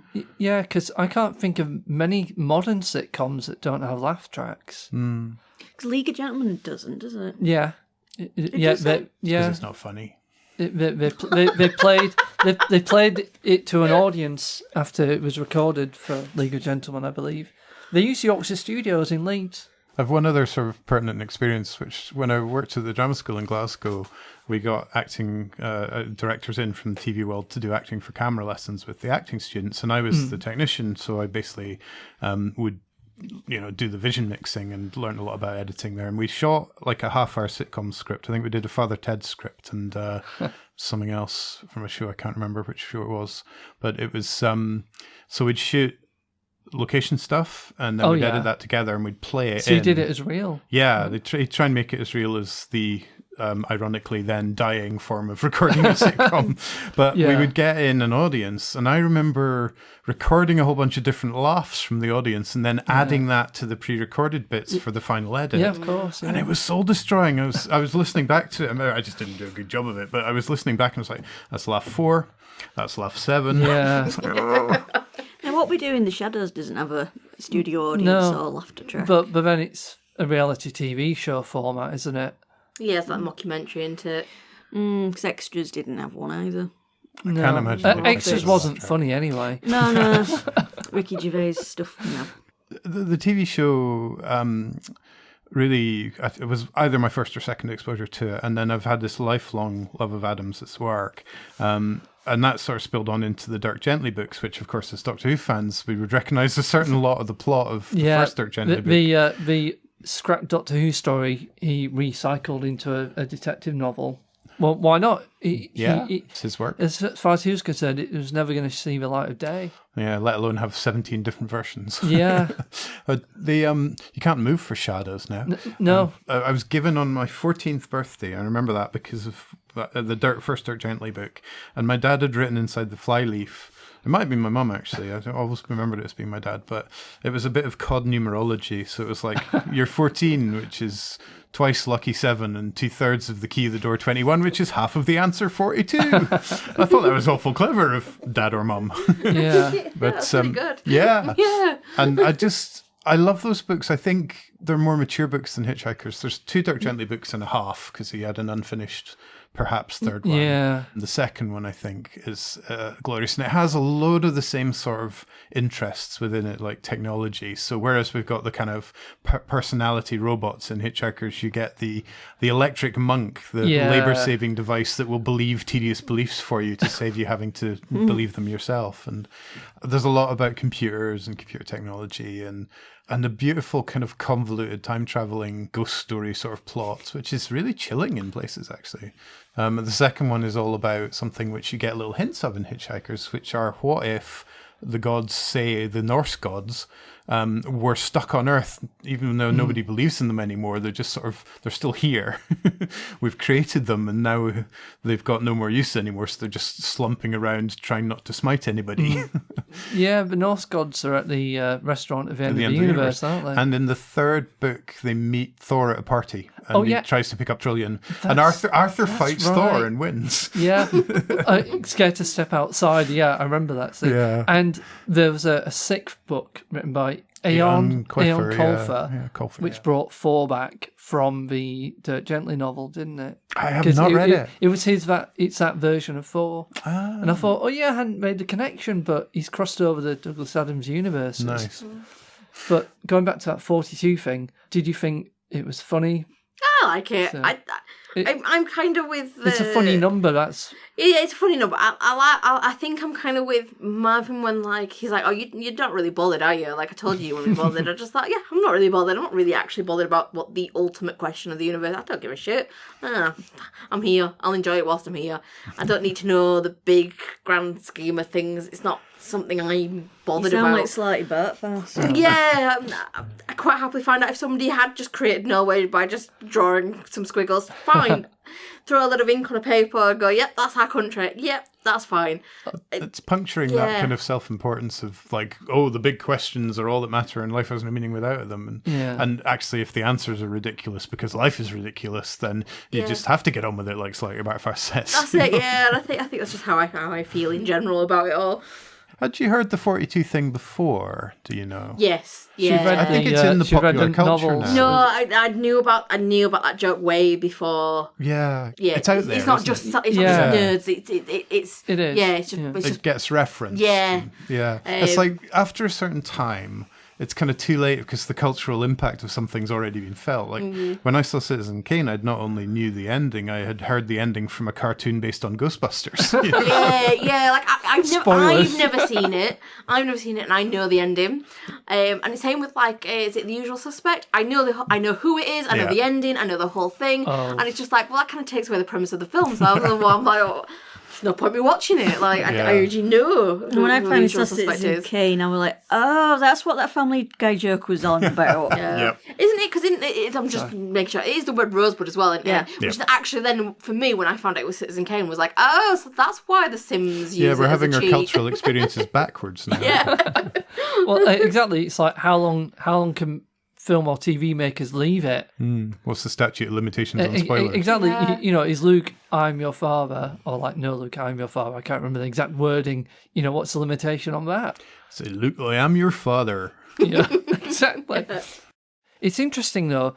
Not that Douglas Adams was, I think, he didn't feel like a prisoner, but his main career, his writing career, was once Hitchhikers took off. It was just writing different versions of Hitchhikers and trying to get a film made for decades, which happened after his death, and then he got the chance to write the Dirt Gently books, which were totally different. But then it's always going back to Hitchhikers. But every version, the characters say different lines, or they swap lines, or new scenes like Hot Black Desiato wasn't in the radio, but it was on the records and in the TV, etc., etc. How do you feel? Do you think Douglas Adams felt trapped? Or do you think he was a one-trick pony? Well, evidently not when he did stuff for the Doctor Who. And Doctor Who even. Do you think he was a perfectionist and he didn't get how he like wanted, Lucas, and just didn't get didn't get the story he wanted originally, and he kept trying to get it in a way that would come across like George Lucas's obsession with editing and adding new scenes to Star Wars. And obviously Adams was notorious for having writer's block. Like I was saying, he had a typewriter in a radio studio, typing pages up, and then they'd record that page. With the novel, for example, he basically took so long to deliver it that the publishers sent him to a hotel with an editor outside. He'd pass pages under the door, and then they reached a point where, right, we've reached the date we announced we're going to publish, just finish that chapter. And so basically it's 4 episodes cover the first novel. He used to say, I love the sound of deadlines, the noise they make as they whoosh past. I think the other strings to his bow, the other tricks to his pony or whatever, were a lot of his technological writing and also computer games, because they made a very notoriously difficult computer game of Hitchhikers and Starship Titanic, which is actually... It's an amazing work of art, because it had what they called spooky talk, which was you could have endless and amusing conversations with the various robots that you meet around the ship. And the game had, I'm sure there was a limit to it, but the game would throw back surprising and new answers to you could type anything. There's a clip on BBC Archive where he's explaining all that and showing it off. Yeah. Do you think he struggled in the mediums he had? And would it be like, say, nowadays, like you say, he wrote this fantastic game, more about actual good game stories? Do you think that's more the way that how his brain worked, and that was how he wrote? Like he was better at writing, like maybe that style, but it didn't really exist at the time. So he was struggling. That's why he struggled with writer's block and things like that. I think he would have done amazing things with some of the big open world games. And Starship Titanic, I think what's interesting about that is that, there's a kind of progression through the story to the end of the plot, but you can literally spend hours and hours and hours just talking to the robots and having a giggle at what they come up with. Like almost like he's really fantastic at like making and designing these massive worlds, but to get that into context for a book, it's hard, and he's got so much information. He's trying to pin. I like this observation. The ones that he needs to actually put it in there that makes sense. He also did. He was interested in wildlife conservation, because he did that Last Chance to See book with Mark Carradine. I stupidly and snobbishly ignored that book for years because it's just about animals, it's not sci-fi. Yeah. And then when I finally read it, it's pretty much, I think it was his favourite of his own work. Yeah. That you can sponsor the kakapo, which is the flightless parrot that features in the book. They're doing all right. They've got a sustained conservation effort. And when my child was younger, we sponsored a kakapo, and you get sent a nice little cuddly kakapo. Oh, yes. And you get updates about how they're doing in the conservation program. But Stephen Fry remade Last Chance to See as a TV program. TV series, and there's a brilliant bit where Mark has a kakapo trying to make his head. And Stephen Fry was really ill at the time, so he was jealous of Mark, because he was like, oh. One of the last public lectures Adams did in Santa Barbara, California, where he was when he died, was at the university there, and it's on YouTube, I think. I've certainly seen the video of it. And it's a speech from which he reads from Last Chance to See, and he reads the bit about how hopeless the kakapo is at mating, and it's lovely stuff, and he reads it so well. There's also an old audiobook which I used to have on cassette, and I think Audible have it, it's abridged sadly, but it's the second Dirt Gently book read by Douglas.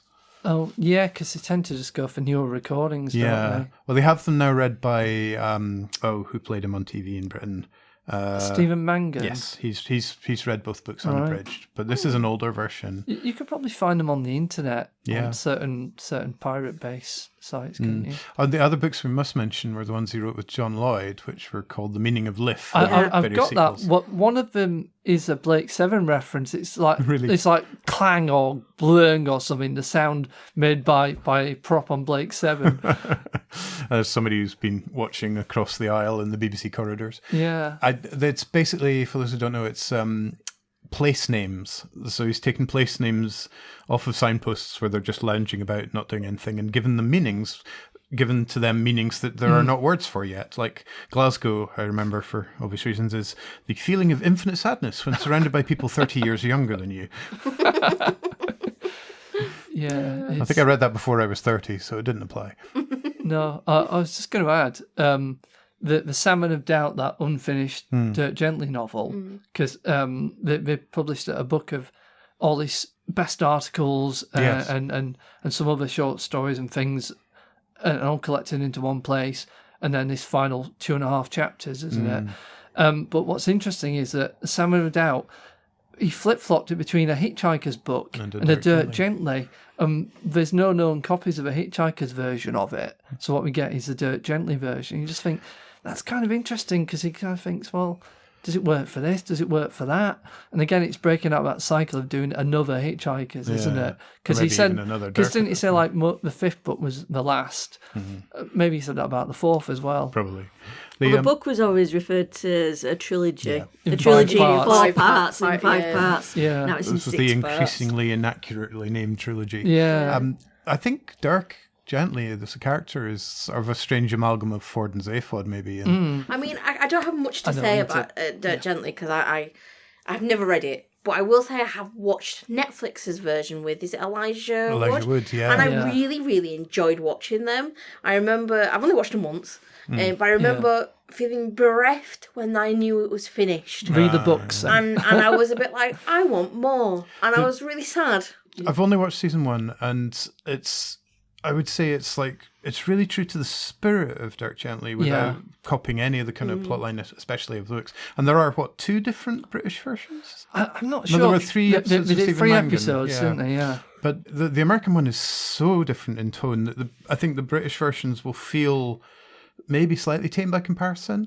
And they're a narrower universe in a funny way, because it's still a flight of imagination, but there's not the kind of expanded idea of the holistic something, because we have the holistic assassin in the American version, which is a really interesting idea. But there's such different beasts, but yet there's this core at the heart of them that I think is really enjoyable.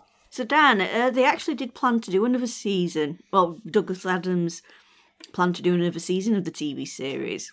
So when you finished watching the last episode, because there's only 6 episodes, did you feel like it was done, or that there should have been more? I definitely felt like there should have been more. I feel like it was like one of those ones where it kind of ended and I was like, oh, is that it? It's just... Is that how we're ending it? Like, you've presented me more questions than I have answers. And sometimes that absolutely pisses me off in certain, media. And sometimes I really quite enjoy having that. Sometimes I just go, I see everyone go on and go, oh, I want more. And I'm just like, do you know what? I like not knowing.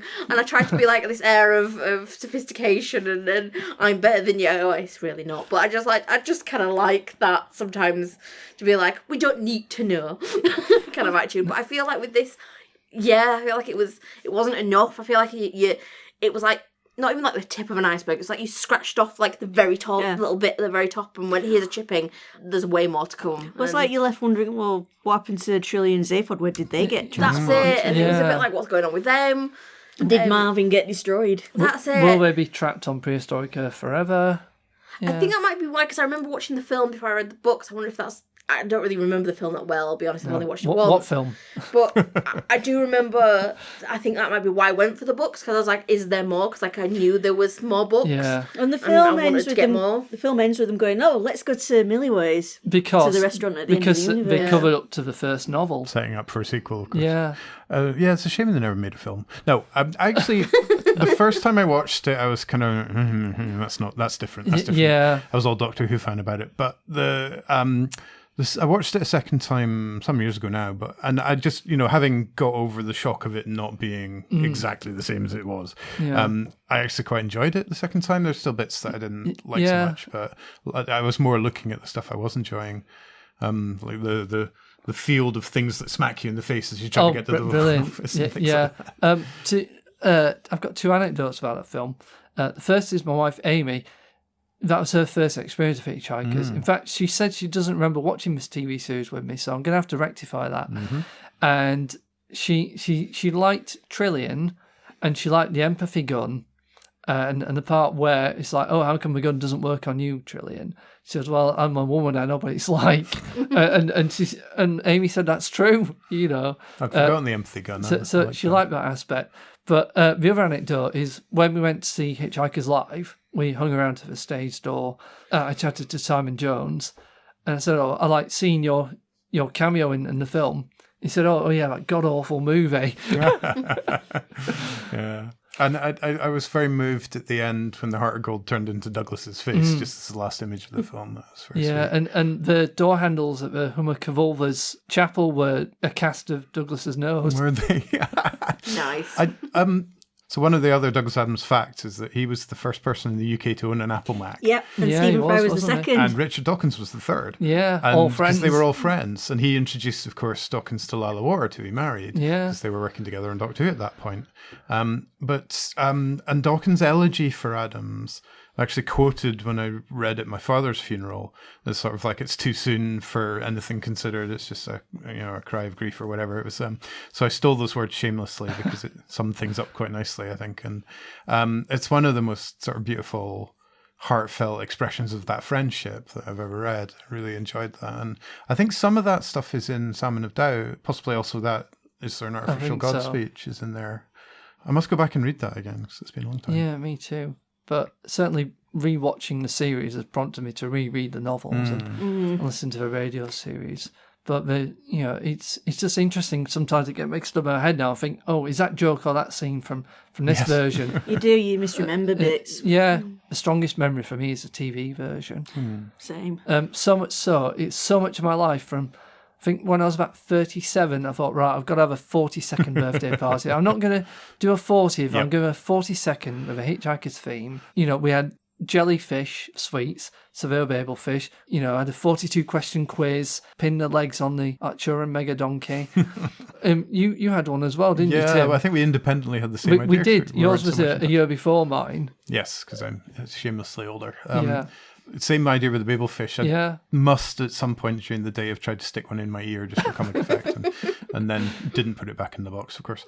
But yeah, I projected the TV series in the corner of the room and it was totally, like you said, no fuss about 40, but 42, goddamn yes. Exactly, it had to be done. Yeah. I just remembered a thing from watching the TV series, probably not for the first time, but it's just a little snippet of memory of my father, and it was the Deep Thought scene, and Deep Thought is going, the such and such other computer, a mere abacus, mention it not. Oh, yeah. And I just remember so distinctly my dad kind of chuckling and going, mere abacus. Yeah. I don't know, do you have that with your childhood, that your certain things that your parents said or did are kind of magnetized? Like this is totally off topic, but the other thing I remember is watching snooker with my mum and dad, and Steve Davis, the famously placid snooker player, was on. Yeah. And he took a tiny sip of water, and my dad said, "I hate the way he just takes a tiny sip of water." And Mum went, "It's probably neat gin." That's just those little nuggets of watching TV with the parents' memory. But yeah, there's definitely a few Hitchhikers ones, and I have a memory, very dim, of hearing the radio series for the first time in the kitchen in the house I grew up in Aberdeen. So that must be before I was 14, so when I left Aberdeen. And yeah, it's just like a tiny snippet again of that room and Hitchhikers on the radio, which was definitely after the TV series for me. It's literally baked into my childhood. First time I heard the radio series was on the train to Whitby. It was a very nice journey. I actually read the first novel when I was in college. I was 17, borrowed it from the college library. Knew that it was a radio series as well. And then the main library, Huddersfield Library, borrowed the cassettes of both series. And it's like, I didn't see the TV series until it was on UK Gold about 92, 2, probably. I was 1. Again. Well, on that note, I think it's time to wrap up this episode. So, in conclusion, Dani, how many Danis out of 5 are you giving the 1981 Hitchhiker's Guide to the Galaxy TV series? For me, I can understand why other people love it so much like yourself. I understand. I can see it. I don't have an issue with it, but to me, it's okay. And I liked the jokes. I did. I liked the very Britishness of it. But it's not something I would go back and forth over. But I've said that before about a lot of things. I'm not that kind of person. There's only a very minute things that I watched and rewatched. And so I'm going to give it a respectable 3.5 out of 5. Okay. Was anything else had a half Dani? Yeah, in fact, the last episode, Dan gave Star Trek 3.5 out of 5. Yeah, there we go. Take that, Roddenberry. Yeah, didn't one of the Dalek movies get a point? One got like 1.5 and a 2.5, I think. Yeah. That was one of my favourite episodes, actually, that one. Yeah, the Dalek Invasion Earth went higher because as we were doing the panel dance... Changed their mind. Yeah, sometimes people talking can make me like really... I can kind of fall in love through their eyes, and I can fall in love through your eyes. But to me, it sits in the. It's better than, like I say, it's better than average, which is why 3.5. But it's nothing. Yeah, I think it gripped me personally, but that's just me. To reach you to that extent after all this time, and with all the kind of sort of trappings of a low budget 80s TV show, then I think that's a testament to it. And yeah, I mean, when we first started the reactions, Dan said, "Oh, it's 80s. It's going to be 80s." I can't wait to hear these. A lot of digital watch jokes. Yeah, that's like, and small green pieces of paper are gone from the world as well. Yeah, the money. Yeah, the money, and I'm going to say it now. When he gets the money out of the bank, it's actually, to me, the most like modern money now in style. I think it was fivers in the picture, wasn't it? Even though they're talking about green. I thought they were £1 notes. I think they were £1 notes because I it's thought green they were fivers, money. but I think it's because it's green, and I associate green with fivers. But then the fivers come in the pub when Ford's paying for 6 drinks. Yes. He says, change for a £5. That dates it. And the inflation now, it's probably like 2 pints to cost you a £5. Oh God, if 2? Jeez, one. One in London. Yeah.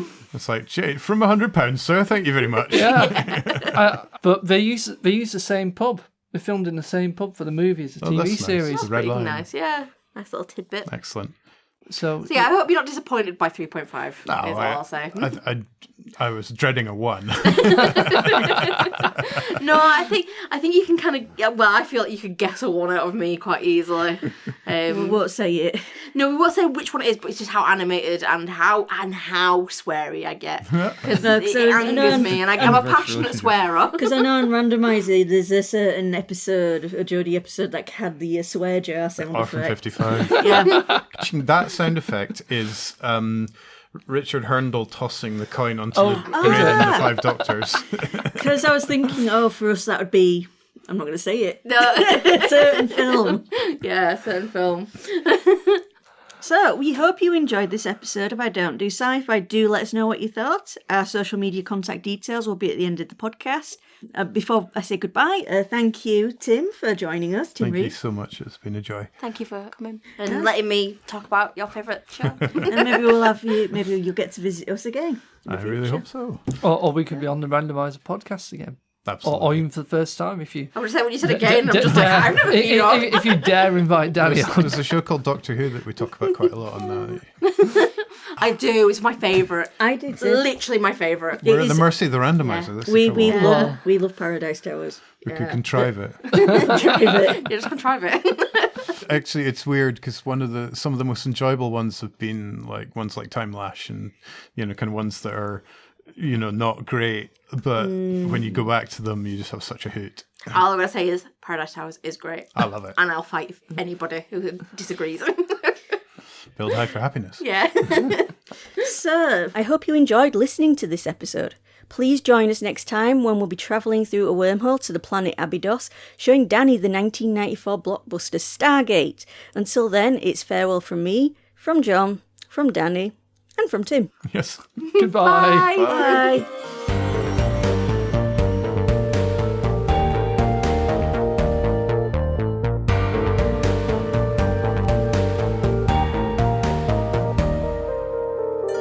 Thank you for listening to I Don't Do Sci-Fi. If you'd like to contact us or comment on the show, email us at idon'tdosci-fi@gmail.com, on Blue Sky at idon'tdosci-fi.bsky.social, on Instagram, I Don't Do Sci-Fi, or on Facebook, I Don't Do Sci-Fi. I Don't Do Sci-Fi was presented by John Isles, Dani Wray and Rebecca Ray, and featuring our guest, Tim Reid. The theme tune was composed by Steve Johnson, and the podcast was produced and directed by Kevin Hiley.